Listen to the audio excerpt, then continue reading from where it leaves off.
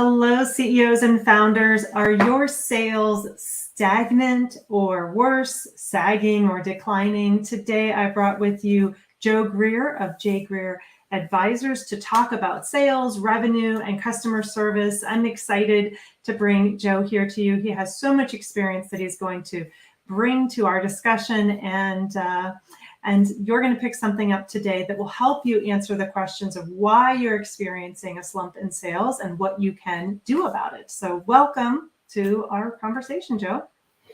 Thank you, Nettie. Been looking forward to it. Appreciate you asking me to participate.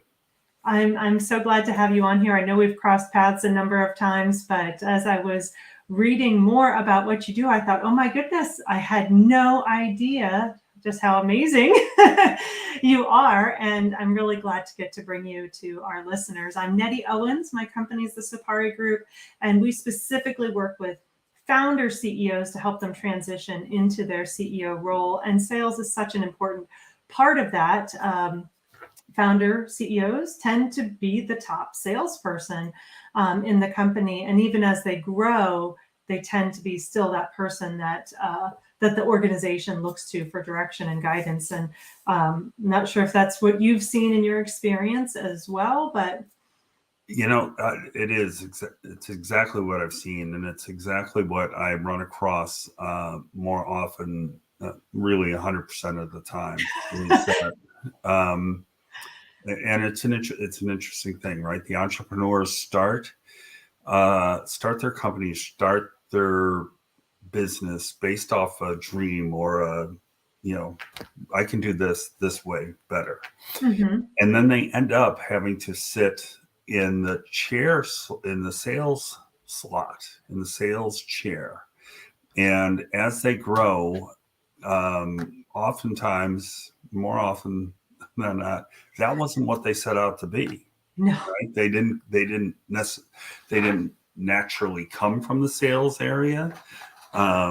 Perhaps they're a social engineer, or perhaps they're just very passionate about what they do. So it lends themselves into a sales role. But then as they grow, they find out that they've got the wrong person in the wrong seat doing the wrong thing most of the time. Mm-hmm. And it's an important lesson to learn, and it's an important thing to recognize. And the sooner that you can recognize, the better it is for your organization as a whole. As I say, oftentimes said it in my past to my CEOs, I don't need you at the sales table. I would say to them directly, I don't need you at the sales table. That I got. Right. I'll let you know when I have to use you in order to close the deal. Mm-hmm. That I can do. And right. that's really what this, in the CEO role, that's really what you want your people to do, is to be there for when the sales and the business actually needs your title and right. your experience. And it should be a special, unique situation, because as the leader of the company, you really need to stay in your seat to make sure all the things that are in your job description are happening and come in for just the right moment in that sales process. So talking about that sales process, where do you feel like that customer engagement starts? And, because we're talking here, a little bit about the CEO's role, but that's not necessarily where the magic is happening. So talk to me a little bit about that beginning part. That's true. And having some conversations with some other professionals recently, and one of the things that we've really landed, professional sales folks. Mm-hmm. And one of the things that we've certainly noticed over the last 10 years, and it's accelerated coming out of COVID, is that there's Forrester is a group that does some analysts and runs data and figures, and their latest statistics say that 67% of the information has already been acquired before sales even meets the customer. Right. I would argue that is higher post-COVID. Right. And in part for really two connected reasons. One, of course, we were all trying to avoid the face-to-face meetings, and so we were doing a lot of these Zoom, a lot of this sort of conversation stuff. So there was a lot of information being passed over electronically that used to be done face-to-face. And the second portion of it was, well, we couldn't go out on the street anymore. And so we pushed companies to put even more content out there. And so therefore, we're getting to the point where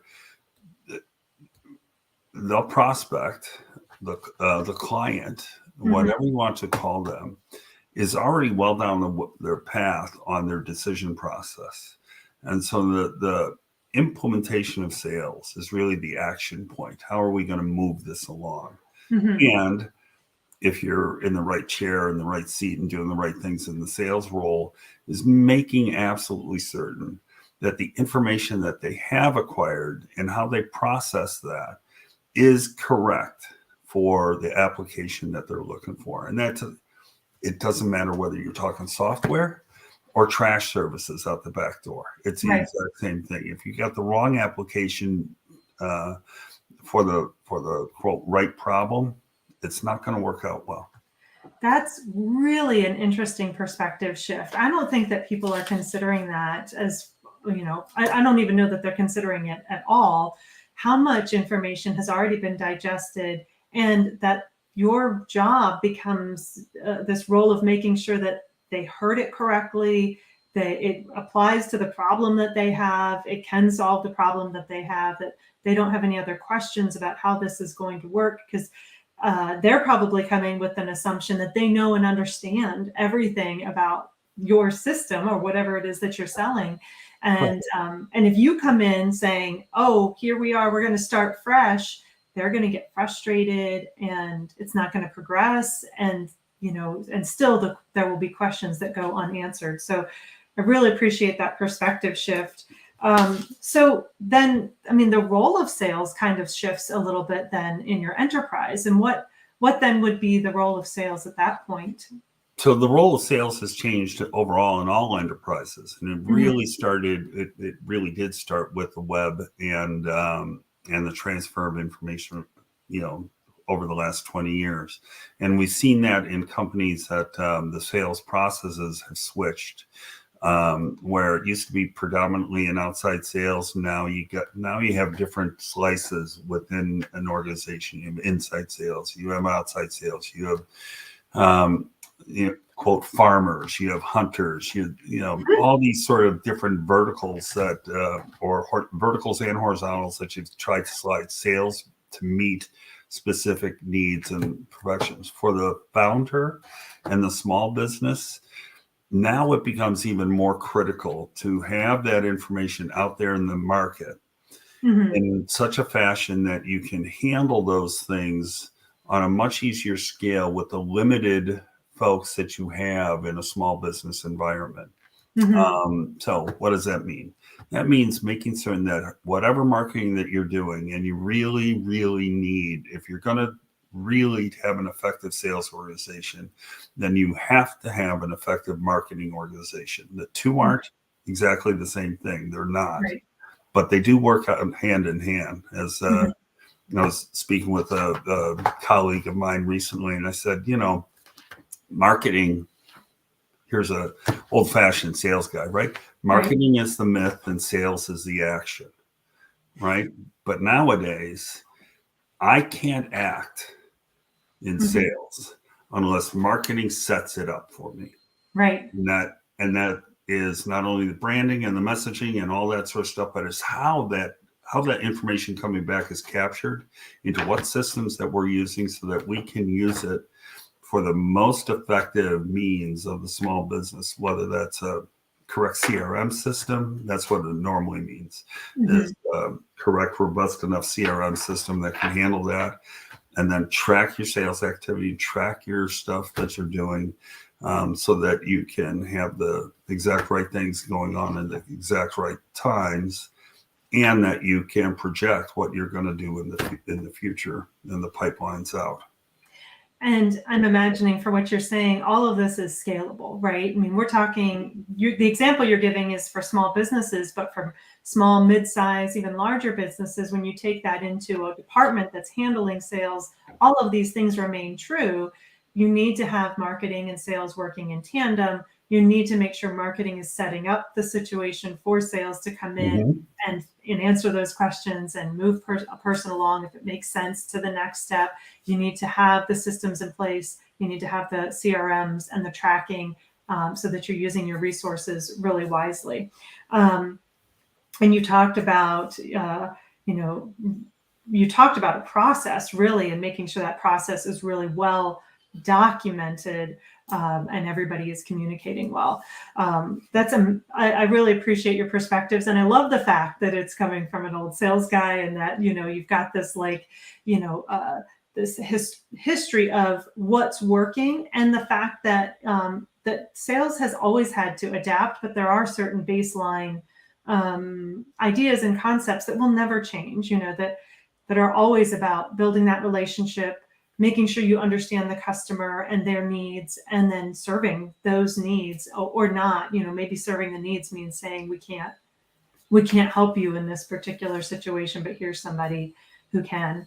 I really appreciate your time here today, Joe. If somebody is going, okay, I don't know that I've got all of my systems set up properly, I'm not sure if I'm asking the right questions, I'm not sure if my marketing team is teeing us up, what should they do? How should they reach out? So the best thing is to reach out to me. I have my thank you. I have my email address there on the screen, and if you send me an email address, that'll start the conversation. Once that point starts, I also have a website, so I have a landing page and all that sort of stuff. But I really like to engage first, quote, verbally, right? Verbally over an email. It's just a neater, cleaner way of starting the information flow back and forth. Excellent. And that's really easy to do. Just go to jgreer@salesacceleration.com and you can reach out directly to Joe. Thank you so much for that generous contact. I mean, it's not every day you get to go right to the source to get the information. Thank you all for being here and participating with us today. If you enjoyed this episode of What Businesses Need to Know Right Now, I encourage you to like, subscribe, and share. We really appreciate that. It helps other people know what we're doing here and gets this good information out to more folks. We'll see you again the next time. Take care, everyone. Nettie, thank you. Bye-bye.